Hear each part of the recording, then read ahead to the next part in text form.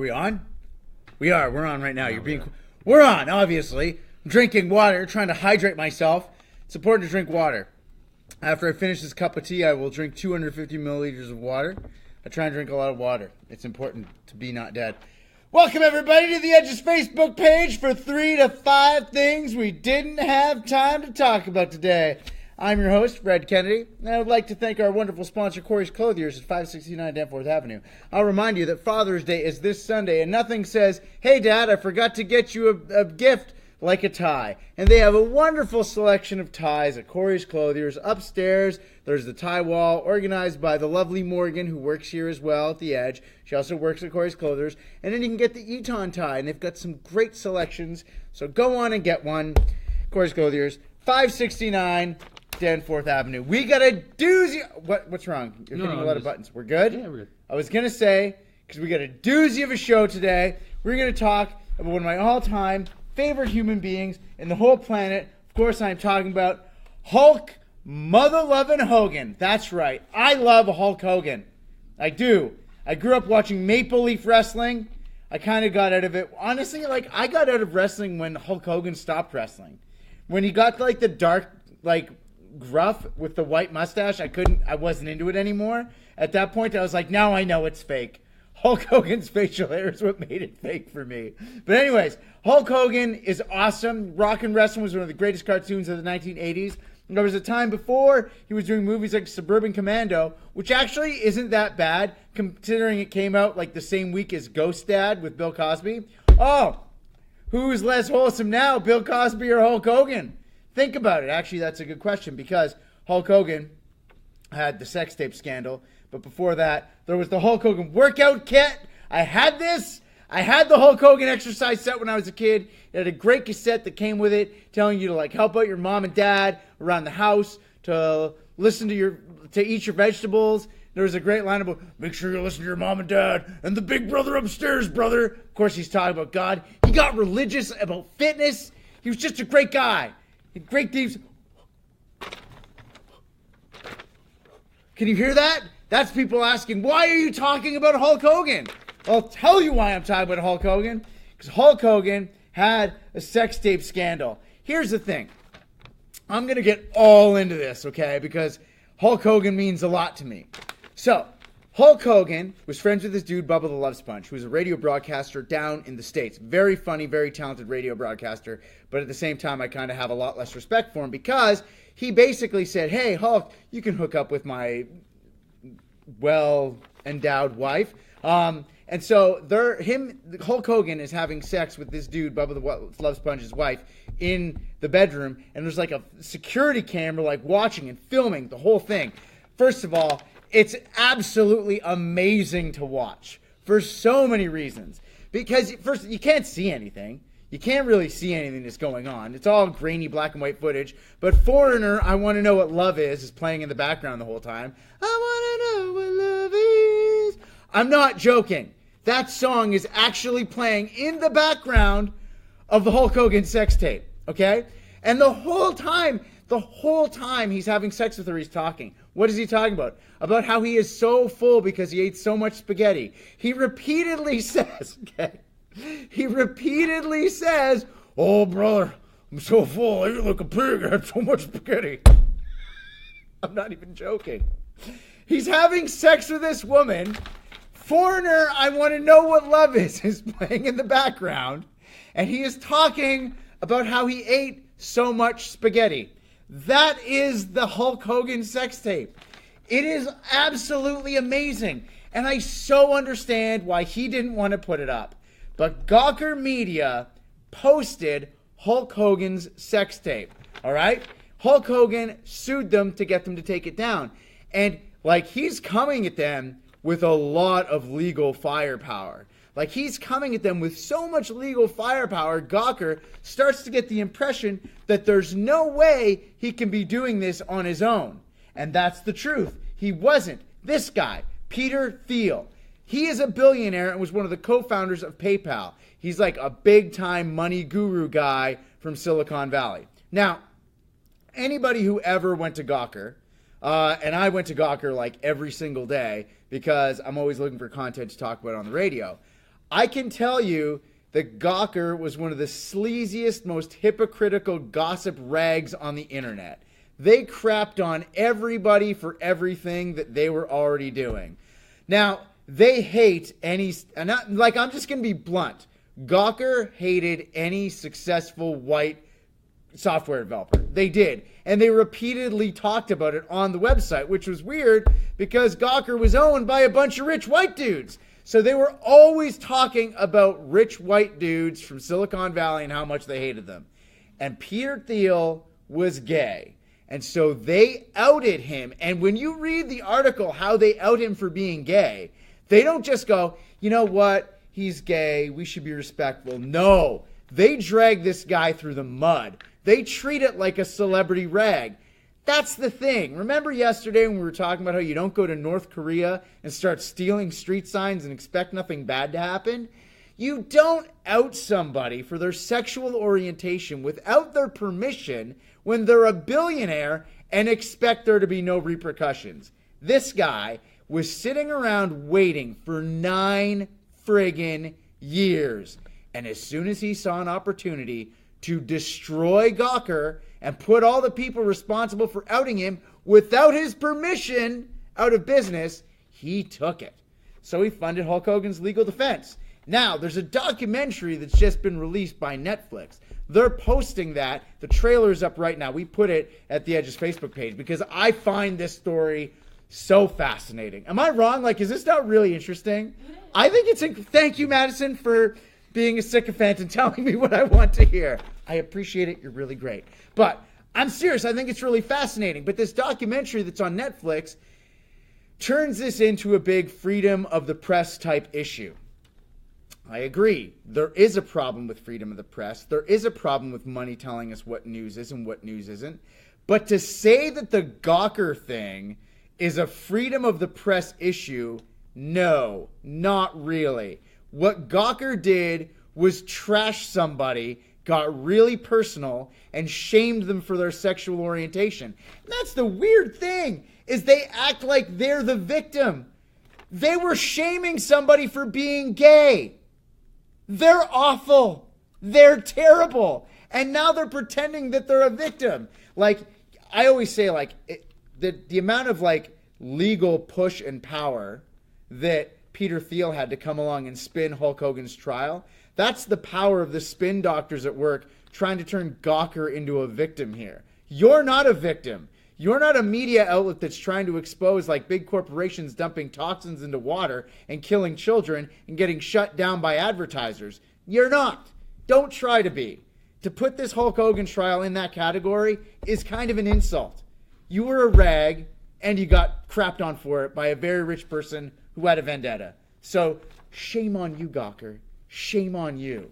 That being said, I love a lot of the Gawker media websites like IO9. It's absolutely one of my favorite sites. But they would never publish a story like that about Peter Thiel. Moving on. It's at our website, edge.ca. You can watch it. All right, this guy right here. He's a young man. He's a teenager from Ohio. His name is Terrence, and he is a lifeguard. His very first day as a lifeguard, what does he have to do? He has to save a kid's life. And now he's being hailed as a national hero. Here's the thing. You're a lifeguard. Your job is to save lives. Now, if you're a construction worker and there's a burning building and you jump through the door and you save a family, you've gone above and beyond. You're paid to build buildings, not to save lives. But he is a lifeguard. His job is to save lives. There's a great show. Oh, wait, that's the movie, not the show. But there's a great show about lifeguards called Baywatch. They didn't just they saved lives every single episode. Every episode. And then they went above and beyond. And they stopped drug dealers. They stopped drug traffickers. All that stuff. Dude, Terrence, if you're a lifeguard and you're saving lives, that's fine. But if you're saving lives, then hopping on a jet ski and stopping a human trafficking ring, at that point, you're a hero. Up until then, you're just a kid doing your job. Sure, you saved a life, but a kid working at Dairy Queen that got me a whistle dog is doing his job too. He got me a large cone, dipped. It was friggin' awesome. Moving on. Oh my God. Look at that. Seinfeld. Why do I have Seinfeld up on there? Because Seinfeld harkens back to a golden era of amazing television when there was great sitcoms and great dramas, and TV was just putting out quality product all the time. Like, I think it was 2000, it was fall of 2010, the television hit its absolute high watermark, particularly on Teletoon at night in the evening slot. They had this like live host, oh my God, like so moderately good looking and talented, like wow. But what happened to television? Well, a few things happened to television. She happened to television. The I want to talk to the manager crowd came along to TV.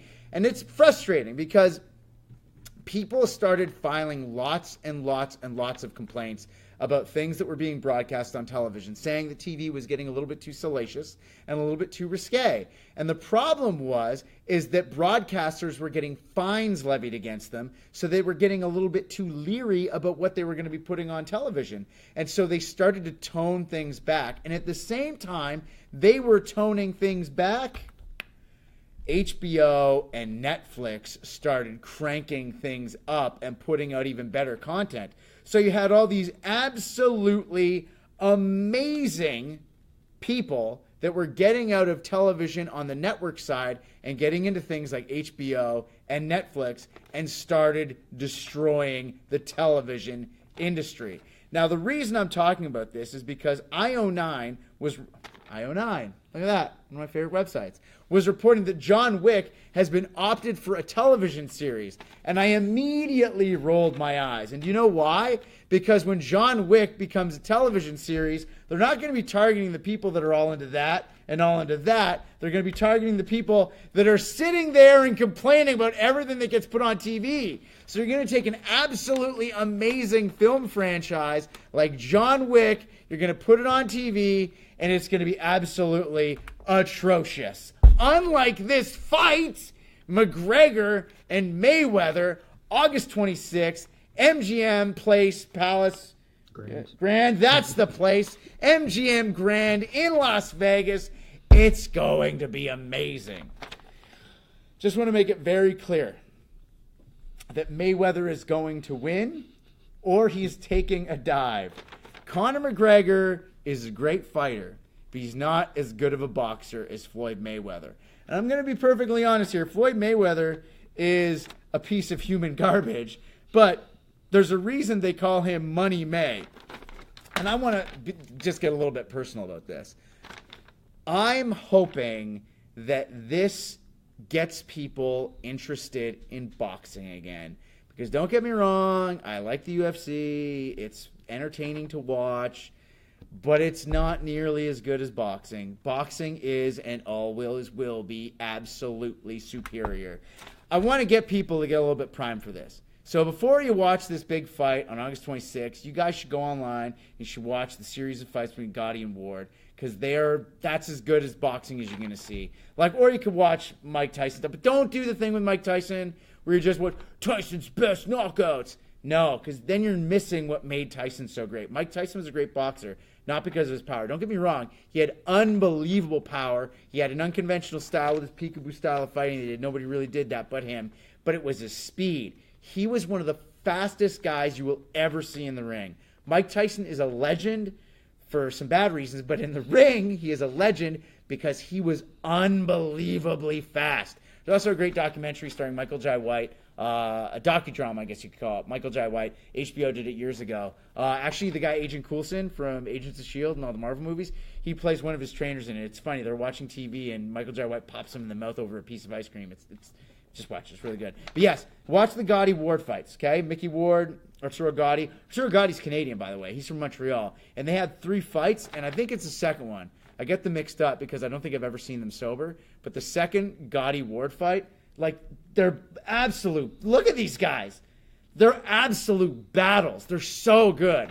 Boxing's amazing. I am hoping this gets people excited because right now is a great time for boxing. There's a guy by the name of Triple G. This guy is literally the product of a Soviet breeding program from Kazakhstan. I'm not making a joke. He is literally the product of a Soviet breeding program of pro elite level athletes. That's the freak of nature they've created. And the thing is that there's a lot of time with boxing and with UFC as well. People talk about hype. A guy's hyped up and yada, yada, yada. This guy is not hype. He is a freak of goddamn nature. When he hits people, you can see shockwaves and ripples. It's insane. He's like 150 pounds and hits with the force of a 400-pound human being. There's something wrong. He also can't speak English very well, but he really tries. And it's totally adorable. Moving on, though. That's Money May, Floyd Mayweather. The reason they call him Money May is because he is worth over $400 million. He has made all that money just from prize fighting. He does not have investments. He has a checking account with $400 million in it. Literally. He just takes his money, like he goes to the bank with the big check and deposits it. That's what he does. He's worth $400 million. He's a terrible human being, though. Since 2002, he's wound up in court over 3 times for charges of domestic abuse, violence, stalking, assault and battery, all kinds of other things. He's just an absolute piece of human garbage. He is. He just opened a strip club as well in Vegas, a high-end strip club called Girl Collection. Well, he's clearly not a third-wave feminist, but this guy right here, that's Conor McGregor. Conor McGregor is the opposite in the sense that he talks trash. He is such a prick, like just such a dick. Every press conference he's in, he lives on confrontation. He lives on trash talk. He chirps. But he's been with the same woman since he was a nobody and a nothing. He was making like $50 a week. She was working. They lived in a 1-bedroom apartment. Now that he's worth millions, he's still with her. They just had a baby. Last fall, he was at a fight in New York, watched one of his friends get killed in the ring, and he's pretty much gone on the record without going on the record saying, once this fight is done, he's gone. Win or lose, he's taking his money and he's disappearing because he said he doesn't want his kid growing up seeing his father get punched in the face. That's a guy who just wants to make his money and leave. You can say he's a showboat and a peacock, but he is playing things exactly the way I would. He's got his kid. He just wants his big payday, and then he's going to go away. He's amazing. Absolutely love Conor McGregor. I think he's a prick. I hate people that act like him, but he's clearly the good guy in this situation. He is. How many times has he been, arrested for assault and battery and domestic violence? Never. But, oh, man, he's such a prick. Moving on, though. Okay, do you remember Paddle to the Sea? It was like one of those Film Board of Canada movies that people that grew up in the 1980s had to watch. Now, I say the kids had to watch it in school, but it's really only my generation that had to watch it in school. So a guy carves a little kayak dude, puts it by a stream, the melt, the little canoe ends up in the water, kayak ends up going out into the ocean, travels the world, people see it, somebody finds it in Norway, they repaint it, put it back in the ocean, goes away. Well, there was a kid in the States, in Florida, he's a fifth grade kid. He made this little boat, and then he put it in the water, went out to sea, was gone for 5 years, and then someone found it, mailed it back to him, and everyone's going, oh, it's so great, it's just like that. Paddle to the Sea, that's a guy on a surfboard. I messed up. That's okay. I lost it. You're a great guy. Matthew, you do a great job. I just want you to know that. You're a good guy. But Paddle to the Sea is a little kayak guy. I've already explained that. But you know what's going to happen? Kids, we shouldn't be celebrating this kid. We should be crapping all over him for throwing garbage in the sea is what we should be doing. Because now all kinds of other dumb kids and their idiot parents are going to see this. They're going to let's put a plastic boat in there with your name on it and put it in the ocean. Then we're going to have more plastic garbage floating around the sea. There's veritable islands of plastic out in parts of the Pacific. The ocean is getting more acidic by the day. That's right. We're getting more acid in the ocean. It's a real problem. It's killing fish. It's killing wildlife. It's killing plants. It's horrible. And the more stories we have about these kids putting their dumb little plastic boats in the ocean and floating around, and this kid did it for school. Your teacher sucks, kid. They're dumb. You're probably going to grow up and wear a mesh shirt. That's your future. Putting plastic in the ocean like it's a toy, an experiment. And you know what the thing is I remember when I was a kid, we did the thing with the balloon and the address, and you put the balloon and it floated away, and somebody will find the balloon, maybe they'll write you a letter. Maybe they won't. Maybe it'll just pop an official choke on it and die. I almost F-bombed. I get really fired up about environmental stuff, So don't do that. Don't think it's cute. Don't think it's cool. If you meet that kid, don't punch them, but give them like a real stern, like, what are you doing? There you go. I got some tickets for the Toronto Wine and Spirit Festival. Call number 10 416 870 EDGE. Just gargle when you get in the phone.